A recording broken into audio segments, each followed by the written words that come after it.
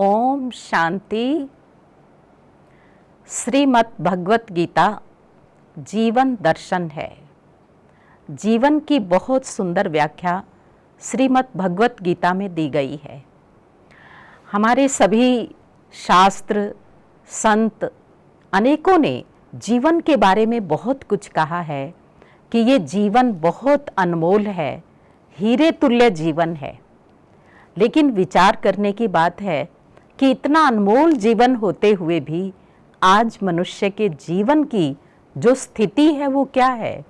वो जीवन जो अनमोल है वो तनाव से, चिंताओं से, बोझों से ग्रस्त है। तो जीवन को जब तक सही रूप से नहीं समझेंगे तब तक इस जीवन का सदुपयोग नहीं कर सकते हैं। जीवन की बहुत सुंदर व्याख्या भगवान ने गीता में दी है। एक ही श्लोक के अंदर बहुत सुंदर वर्णन किया है कि ये जीवन क्या है। इंद्रियाणि, ये जो हमारी इंद्रियां हैं, इंद्रियाणि प्राण्याहुर इंद्रियेभ्य परम मना, मनसस्तु परा बुद्धि यो बुद्धे परतस्तु सः। अर्थात ये शरीर और इंद्रियां, मन इनसे परे है और मन से परे सूक्ष्म बुद्धि है और बुद्धि से परे आत्मा है। वास्तव में आत्मा के अंदर ही मन और बुद्धि रूपी शक्तियां हैं जिनसे वो अपना कार्य कराती है। तो हम दो चीज़ों का मेल हैं, एक शरीर और दूसरा आत्मा। शरीर की रचना हमें विज्ञान ने भी स्पष्ट कर दी है।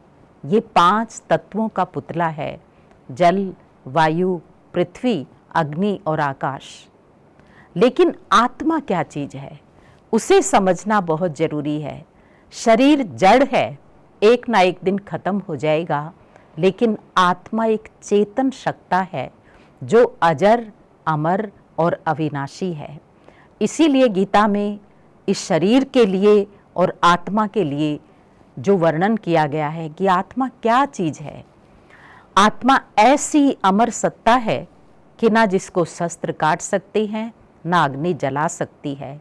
नैनम छिंदन्ति शस्त्राणि नैनम दहति पावकः न चैनम क्लेद्यांतापो न शोष्यति मारुतः। अर्थात आत्मा को कोई भी चीज़ उसके अस्तित्व को मिटा नहीं सकती। ना शस्त्र काट सकते हैं, ना उसे अग्नि जला सकती है, ना उसे पानी गला सकता है और ना उसे वायु सुखा सकती है। लेकिन शरीर एक न एक दिन अवश्य खत्म हो जाएगा। ये 5 तत्वों का बना हुआ शरीर फिर से अपने तत्वों में मिल जाएगा। तो हमें शरीर और आत्मा के अंतर को समझना बहुत ज़रूरी है। ये जो हमारा बाहरी रूप दिखाई दे रहा है ये मिट्टी का पुतला है और इसके अंदर वो चेतन शक्ति है जो एक डिवाइन लाइट है, जो प्रकाश पुंज है, अति सूक्ष्म शक्ति है। और इसीलिए कहा जाता है कि आत्मा शरीर से निकलती है तो वो एक नया वस्त्र धारण कर लेती है। ये शरीर केवल मात्र वस्त्र है और आत्मा इसे पहनने वाली है। इसीलिए कहा वासांसी जीर्णानि यथा विहाय नवानि गृह्णाति नरोपराणि तथा शरीराणि विहाय जीर्णानि अन्यानि संयाति नवानि देहि। जिस प्रकार पुराने वस्त्र को छोड़ करके हम नया वस्त्र पहन लेते हैं, ठीक इसी प्रकार से आत्मा ने शरीर को पहना हुआ है और एक ना एक दिन ये वस्त्र वो बदलती है, जिसको हम मृत्यु कह देते हैं। वास्तव में आत्मा की कभी मृत्यु नहीं होती है। तो वो जो अजर, अमर, अविनाशी सत्ता है वो इस शरीर से बिल्कुल भिन्न है। ये शरीर मात्र एक मंदिर है और आत्मा मस्तक के मध्य में एक चेतन मूर्ति है। हमारा ये शरीर केवल मात्र यंत्र है और आत्मा इस यंत्र को चलाने वाली एनर्जी है। जिसे कोई आत्मा कहता है, कोई चेतना कहता है, कोई प्राण कहता है, कोई रूह कहता है। तो मेरा जो वास्तविक स्वरूप है वो एनर्जी है, वो स्पिरिट है, वो आत्मा है। इसलिए विवेकानंद जी जब प्रथम बार अपने गुरु के द्वार पर जाते हैं और द्वार खटखटाते हैं तो अंदर से आवाज आती है कि कौन। तो विवेकानंद जी ने कहा कि मैं यही तो जानने आया हूं कि मैं कौन हूं। तो इसलिए अपने उस अस्तित्व को पहचानना और कैसे वो चेतना शक्ति शरीर के साथ जीवात्मा के स्वरूप में अपना कर्म करती है, उस जीवन को सही रूप से समझना बहुत जरूरी है। और जब हम अपने उस आत्म स्वरूप को जान जाते हैं, जिसके अंदर ही मन विचार शक्ति है, जिसके अंदर बुद्धि निर्णय शक्ति है, और मन और बुद्धि के द्वारा हम जो फिर कर्म में आते हैं, मन सोचता है, बुद्धि सोचती है, मन विचार करता है, बुद्धि निर्णय करती है, और उसके बाद हम जो भी कर्म करते हैं उससे धीरे धीरे हमारी आदतें डेवलप होती हैं, जिसको ही संस्कार कहा जाता है। तो एक प्रकार से हम ये कह सकते हैं कि जैसा मनुष्य सोचता है वैसा ही उसका जीवन बनता है। यानी जैसे विचार हैं, थॉट्स हैं, वैसे ही उसके कर्म हैं और वैसे ही उसकी आदतें डेवलप होती हैं और वैसा ही ये व्यक्तित्व, ये जीवन बनता है और उसी से मनुष्य का भाग्य बनता है। तो हमें अपने भाग्य को श्रेष्ठ बनाना है, हमें अपने जीवन को श्रेष्ठ बनाना है। तो इस अंतर को जीवन में समझ करके चलना है कि मैं केवल ये शरीर नहीं, एक चेतना हूँ, एक शक्ति हूँ, एक आत्मा हूँ। जब हम ये आत्मचिंतन करते हैं तो उससे हमारे जीवन के अंदर बहुत बड़ा परिवर्तन आता है।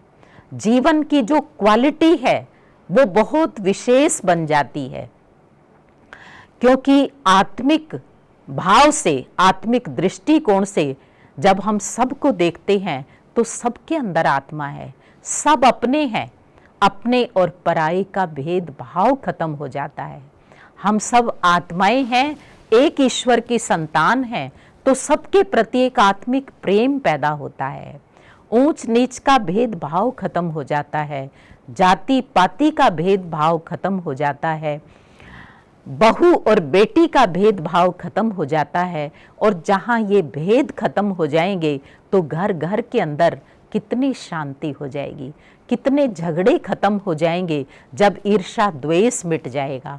क्योंकि जब हम अपने आत्म स्वरूप को भूलकर अपने आप को इस शरीर समझते हैं तो ये देह का अभिमान अनेक बुराइयों को पैदा करता है।